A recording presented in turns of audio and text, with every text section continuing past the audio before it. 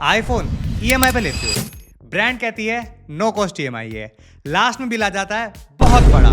तो आइए आज इस वीडियो में समझते हैं कि आप और हाँ आप सभी कैसे कंपनीज के झांसे में आ जाते हो नो कॉस्ट ईएमआई के, जिसमें एंड कंज्यूमर को लास्ट में एक्स्ट्रा पैसे देने पड़ ही जाती है, चाहे उसे इंटरेस्ट लगा लो या कोई भी हिडन चार्जेस, बट लास्ट में आपको एक्स्ट्रा पैसे देने पड़ ही जाते हैं। हेलो नमस्कार, आप सभी का फिर से स्वागत है बीटेक पर। मैं बात करने वाला हूं कि कैसे जब कभी भी हम एक स्मार्टफोन खरीदने जाते हैं और हम सोचते हैं कि उसे नो कॉस्ट ईएमआई पे खरीद लेंगे, हमारे कोई भी एक्स्ट्रा पैसे नहीं लगेंगे, तो उसके अंदर आपको कैसे एक्स्ट्रा पैसे भरने पड़ते हैं और कैसे वो आपकी जेब को नुकसान पहुंचा सकता है।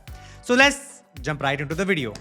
सबसे पहले एग्जांपल से मैं बताऊंगा, लाइक हमने मल्टीपल डिवाइसेस खरीदे हैं, मैंने, हमारे टीम मेंबर्स ने, मेरे रिश्तेदारों ने, और मल्टीपल डिवाइसेस खरीदने के बाद आज इस कंक्लूजन पे हम आ पाए हैं कि किस तरीके से कंपनीज के अंदर नो कॉस्ट ईएमआई या फिर अगर हम रेगुलर ईएमआई की भी बात करें, वो कैसे बहुत सारे हिडन चार्जेस लेकर आती है।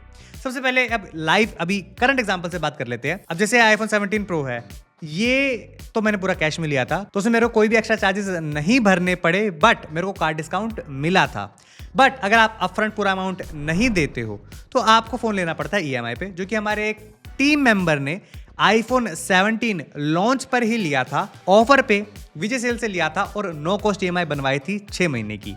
सो उसका कैसे रहा? सबसे पहले तो फोन का प्राइस 82990 था और 82990 के अंदर इंट्रोडक्टरी ऑफर था कि आप स्पेसिफिक एक दो कार्ड से आप पे करोगे तो आपको 6000 रुपीज डिस्काउंट मिलेगा। मतलब कि मोटा मोटी लगाए तो 83,000 रुपीज का स्मार्टफोन आपको मिल सकता है 77,000 रुपीज में, अगर आप कार्ड का ऑफर अप्लाई करते हो। बट यहाँ पर हर कोई 77,000 अफोर्ड नहीं कर सकता, तो सोचता है कि इजी ईएमआईज बना लेते हैं, 6 महीने की नो कॉस्ट ईएमआई का ऑफर है तो उसे ले लेते हैं और 77,000 रुपीज ही पे करने पड़ेंगे, क्या दिक्कत है। बट वहाँ पर बहुत सारे हिडन चार्जेस आते हैं जिसके बारे में कोई भी डिस्कस नहीं करता है। सबसे पहले तो फाइल चार्ज। 2025 में बहुत सारी कंपनीज फाइल चार्ज के बारे में लिखने लगी है कि आपको 299 या फिर 199 डिपेंडिंग ऑन द कार्ड कितना फाइल चार्ज लगेगा। बट ये 2025 से पहले लिखते ही नहीं थे, किसी को पता ही नहीं था।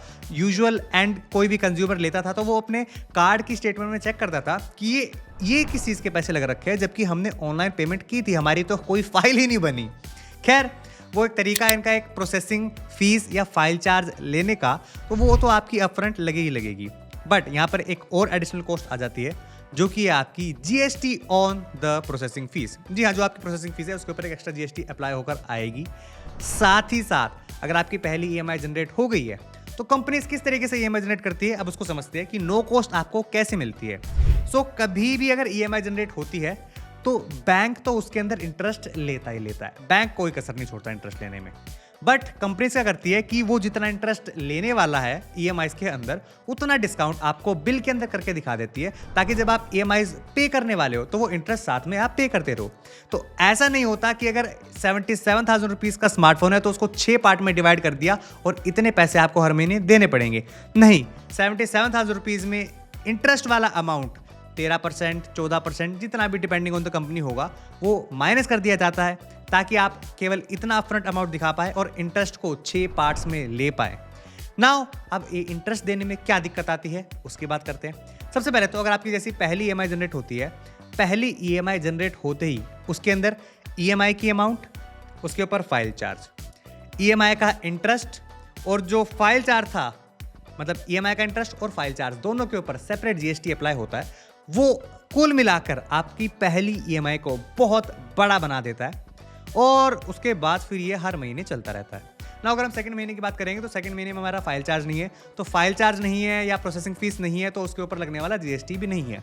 बट सेकंड ईएमआई के अंदर जो आपका ईएमआई अमाउंट है उसके ऊपर जो इंटरेस्ट लगा है, इंटरेस्ट के ऊपर जो जीएसटी है वो तो आपको पे करना ही पड़ेगा।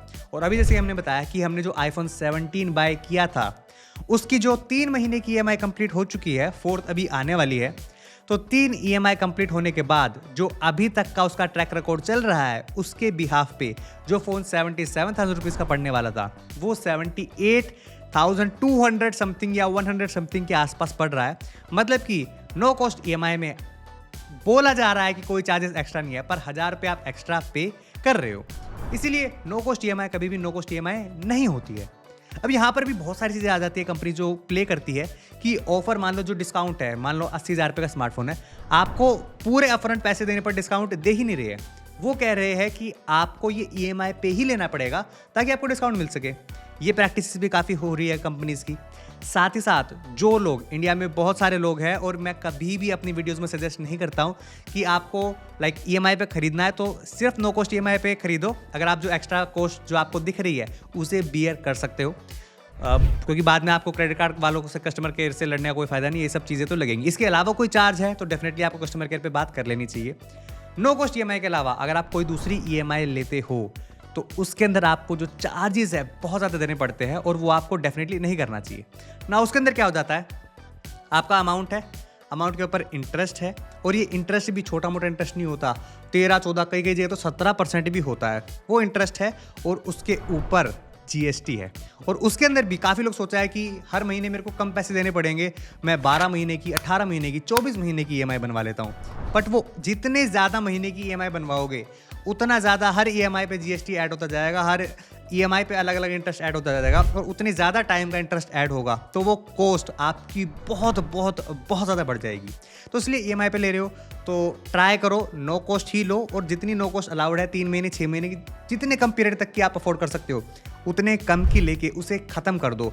मत सोचो कि कंपनी बोल रही है, ब्रांड बोल रही है, कोई भी बोल रहा है कि नो कॉस्ट EMI आपको कुछ भी एक्स्ट्रा देना नहीं पड़ेगा। आपको with every EMI extra amount पे करना पड़ता है। और ये डेफिनेटली अगर मेरे कोई घर वाला, रिश्तेदार कोई अभी भी मेरे से कार्ड मांगता है कि क्रेडिट कार्ड दे दो, हमें ये बाय करना है, तो सबसे पहले मैं ये बताता हूँ कि आपको जो लग रहा है नो कॉस्ट EMI है, वो नो कॉस्ट EMI नहीं है, उस पर आपको एक्स्ट्रा चार्जेस पे करने पड़ेंगे, क्योंकि बैंक वाले और ब्रांड, फ़ोन बेचने वाले, प्रोडक्ट बेचने वाले सब छुपा के रखते हैं। सो इस आपको वीडियो कैसी लगी? अगर आपको इन्फॉर्मेटिव लगी, आपको समझ आया कि कैसे नो कॉस्ट EMI नहीं है, तो डेफिनेटली मुझे कमेंट सेक्शन में कमेंट करके बता देता। और ऐसी और कमाल की वीडियोस के लिए हमारे चैनल को फॉलो भी कर लेना, लाइक शेयर सब्सक्राइब करना भी मत भूलना, कमेंट भी करना, सब कुछ कर दो जो होता है। मैं मिलूंगा आपसे अगली वीडियो में, तब तक के लिए bye, have a nice day.